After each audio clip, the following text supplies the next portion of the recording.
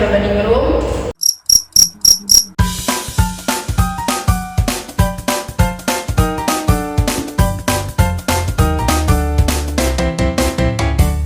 Kalian tahu sendiri kan bahwa di hukum perdata itu ada beberapa materi. Yang pertama itu tentang orang, terus benda, terus ada tentang perikatan dan perjanjian. Nah, di sini kita akan membahas dan berdiskusi tentang perikatan dan perjanjian. Pertanyaan pertama, menurut apa yang kalian tahu, definisi perikatan itu apa sih? Nah, perikatan ini adalah hubungan hukum antara dua belah pihak satu atau pihak yang lain.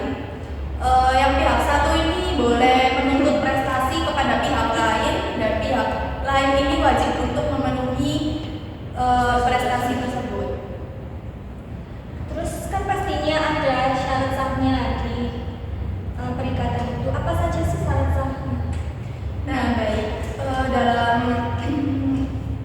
perikatan ini kan pastinya ada syarat sahnya. Syarat sahnya yang pertama nih kesepakatan. Pastinya ada dong kesepakatan, nggak mungkin ujuk-ujuk langsung jadi perikatan gitu kan, aneh ya kan. Dan yang kedua ini adanya kecakapan.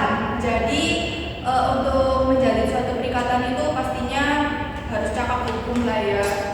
Apa sih yang cakap hukum itu pasti kalian sudah tahu kan biasanya. Terus yang ketiga kan pasti ada objeknya, objek dari apa yang diperjanjikan itu. Terus yang keempat ada kausa yang halal. Pastinya halal dong. Nggak mungkin ada perikatan itu yang haram gitu. Maksudnya kausa halal ini sesuai dengan norma-norma yang berjalan di masyarakat. Iya. Lanjut ya. Iya.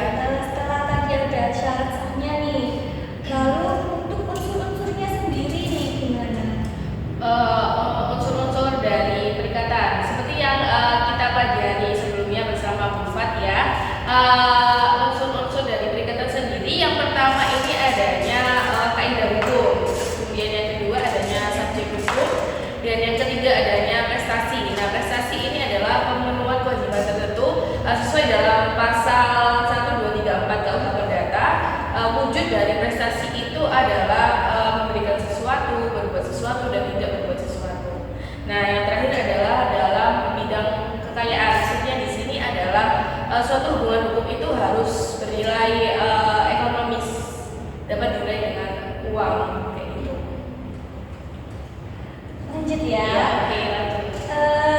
Kan perikatan itu pasti bisa dihapuskan. Iya. Nah, itu apa sih penyebab dari dihapuskannya Hapusnya perikatan.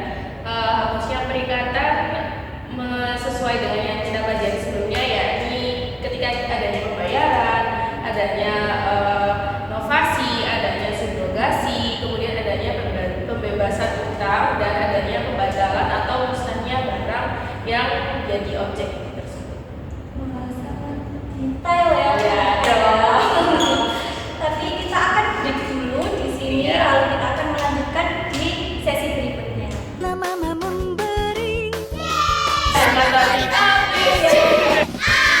Kembali lagi dengan kita di sini.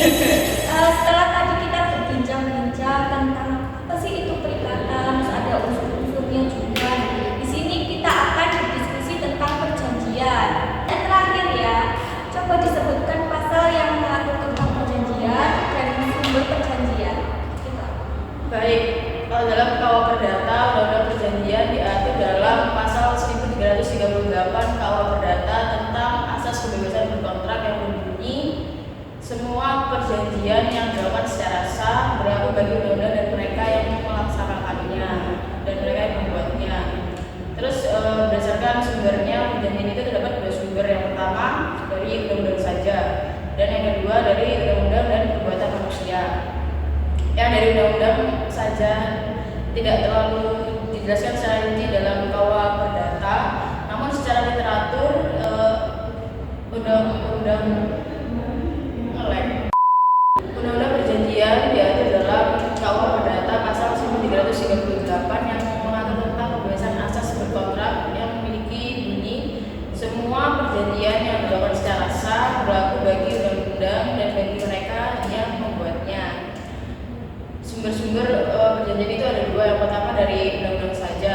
Kalau dari undang-undang saja, kalau perdata tidak terlalu menjelaskan secara rinci, tetapi secara literatur undang-undang saja ini hadir karena hubungan kekeluargaan. Contohnya seperti hak dan kewajiban antara anak dan orang tua.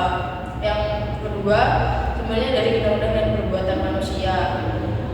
Undang-undang dan perbuatan manusia ini dibedah menjadi dua. Yang pertama, perbuatan yang halal atau diperbolehkan oleh hukum. Contohnya membayar yang tak terutang yang dijelaskan pada pasal 1359 KUH Perdata. Dan yang kedua, perbuatan yang dilarang oleh hukum atau perbuatan yang melawan hukum.